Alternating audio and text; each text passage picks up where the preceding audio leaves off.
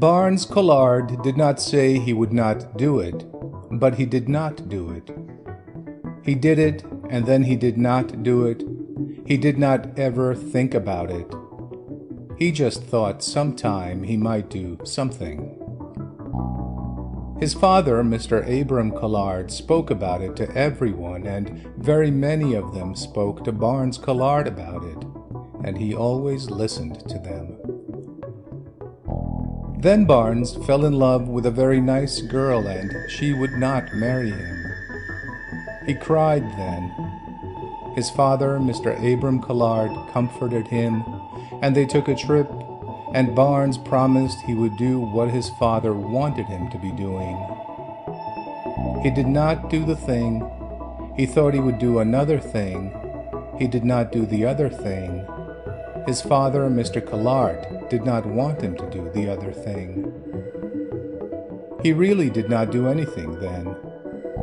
When he was a good deal older, he married a very rich girl. He had thought perhaps he would not propose to her, but his sister wrote to him that it would be a good thing. He married the rich girl, and she thought he was the most wonderful man and one who knew everything. Barnes never spent more than the income of the fortune he and his wife had then. That is to say, they did not spend more than the income. And this was a surprise to very many who knew about him and about his marrying the girl who had such a large fortune. He had a happy life while he was living, and after he was dead, his wife and children remembered him. He had a sister who also was successful enough in being living. His sister was one who came to be happier than most people come to be in living. She came to be a completely happy one. She was twice as old as her brother. She had been a very good daughter to her mother. She and her mother had always told very pretty stories to each other. Many old men loved to hear her tell these stories to her mother. Everyone who ever knew her mother liked her mother. Many were sorry later that not everyone liked the daughter. Many did like the daughter, but not everyone, as everyone had liked the mother. The daughter was charming inside, in her. It did not show outside in her to everyone. It certainly did to some. She did sometimes think her mother would be pleased with a story that did not please her mother. When her mother later was sicker, the daughter knew that there were some stories she could tell her that would not please her mother. Her mother died, and really, mostly altogether, the mother and the daughter had told each other stories very happily together.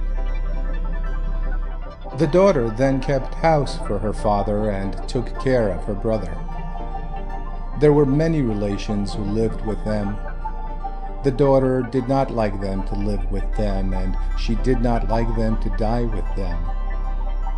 The daughter, Ada, they had called her after her grandmother, who had delightful ways of smelling flowers and eating dates and sugar, did not like it at all then, as she did not like so much dying, and she did not like any of the living she was doing then. Every now and then some old gentleman told delightful stories to her. Mostly then there were not nice stories told by anyone then in her living. She told her father, Mr. Abram Collard, that she did not like it at all being living then. He never said anything. She was afraid then. She was one needing charming stories and happy telling of them, and not having that thing, she was always trembling. Then everyone who could live with them were dead, and there were then the father and the son, a young man then, and the daughter coming to be that one then. Her grandfather had left some money to them, each one of them. Ada said she was going to use it to go away from them.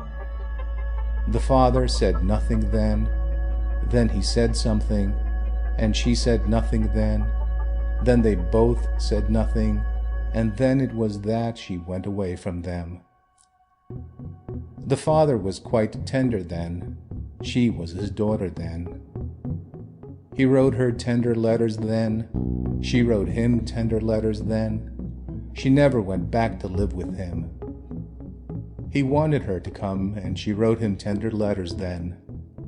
He liked the tender letters she wrote to him. He wanted her to live with him. She answered him by writing tender letters to him, and telling very nice stories indeed in them. He wrote nothing, and then he wrote again, and there was some waiting, and then he wrote tender letters again and again. She came to be happier than anybody else who was living then. It is easy to believe this thing. She was telling someone who was loving every story that was charming.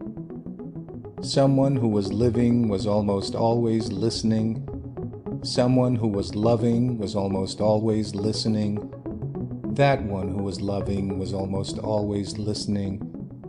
That one who was loving was telling about being one, then listening.